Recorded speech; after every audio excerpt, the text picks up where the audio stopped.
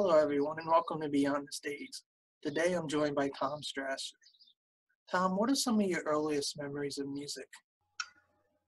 My earliest memories of music.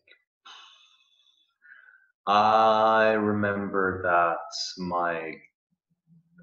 we had a little piano at home, and I remember that I loved hammering on that when I was very little. And because I couldn't really remember what I was playing, and I wanted to remember, my grandmother wrote me the names of notes, letters onto the keys so that I could remember. And suddenly things started making sense, and I found out that, oh, there's more than one C on there, and I can press this one and I can push this one. So that's one of my earliest. Can you tell us who some of your biggest musical influences have been? Ooh, tough question. Well, one of the first records I got was Changes from David Bowie. My sister gave it out for my birthday. So David Bowie was one of my first influences of pop music, because my parents used to listen a lot to classical music, and I really didn't have a broad knowledge or awareness of pop music until I was 8 or 9 and started listening to the radio myself. And that was about the time when my sister gave me that record. Later on, I discovered the Dire Straits and Mark Knopfler, who really kind of like opened my ears to guitar playing. And I was a big fan of his, and I guess he was quite influential at first. What else? It's hard to say, because I really started to go into the cosmos of pop music from then on. I mean, once I listened to Bowie, and once I listened to the Dire Straits, it was like, oh God, there's so much more, and I got to listen to all of that and take it all in. And the only unlucky thing about that is that I'm a child of the 80s, and 80s pop music really sucked. So I have loads of bad influences. Tom, do you remember your first live performance? Yes, of course. I was 10 years old, and it was the big a big party at school, because school was out and there was a summer party that everybody was invited, all the parents, all the kids, all the teachers. And it was my first ever live performance. My music teacher put me on stage with my acoustic guitar around my neck and made me sing 2 songs. So it's pretty much like what I'm doing now. And I was there in front of something like 600 people. And to me, as a 10-year-old, it seemed like this was the huge pop star type of concert that I was playing. And I guess that got me hooked. When writing songs, where does most of your inspiration come from? I don't know, actually. I seriously don't know.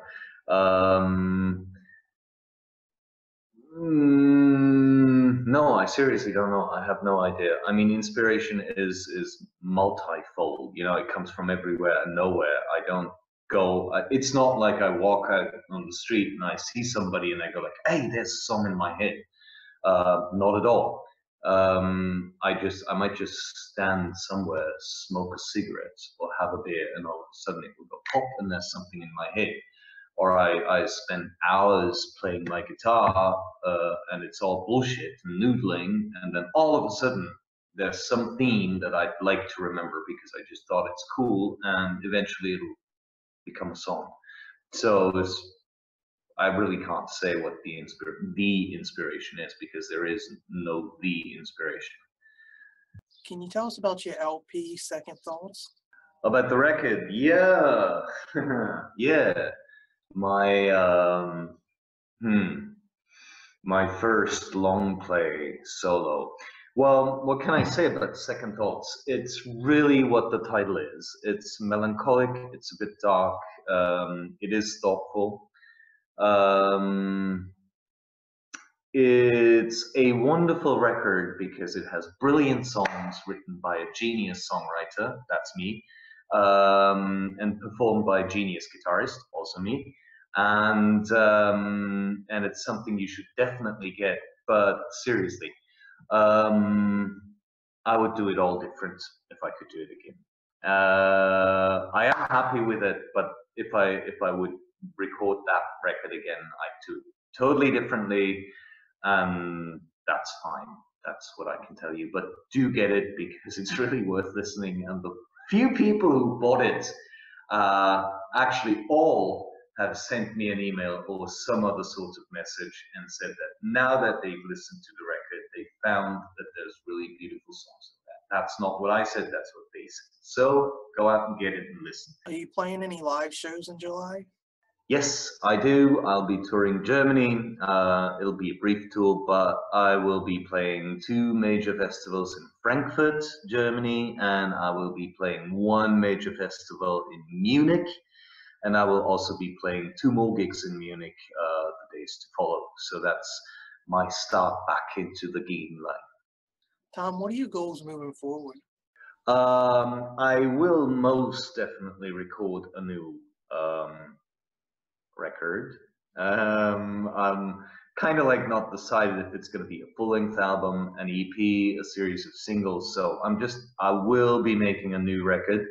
I will be making it this summer. So I will go into the studio by September, and I hope to be finished by November. Got all the material written, and I've got to sit down with my producer and then talk it all over and see what makes sense and what we're actually going to do. But I think before Christmas, there's going to be something new. Is there something outside of music you enjoy that fans might not know about? No, that's all I ever do. No, right. What else do I enjoy, man? Well, I do enjoy sports. I like snowboarding and stuff like that, and I do like to have walks outside. Actually, I'm a walker. I really like walking around. And what else do I enjoy? Good question. What do I do except make music? Shit, I've become such a nerd over the years.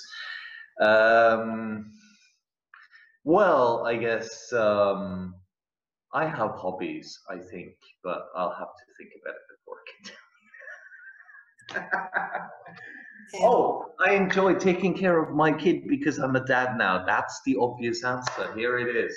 Tom, where's the best place for fans to keep up to date with everything you have going on? Oh, of course, on my homepage. You just go to tomstrasser.com. That's TOMSTRASSER.com. And you can read all about my live gigs there. You can buy the record there. You can watch the videos there. You can listen to some of the sound there.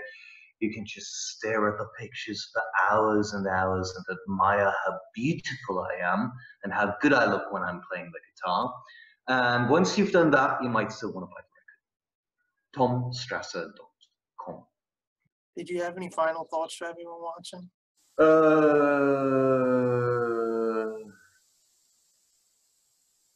Stay on the good side of things. Don't go to the dark side of things. Love is all that matters.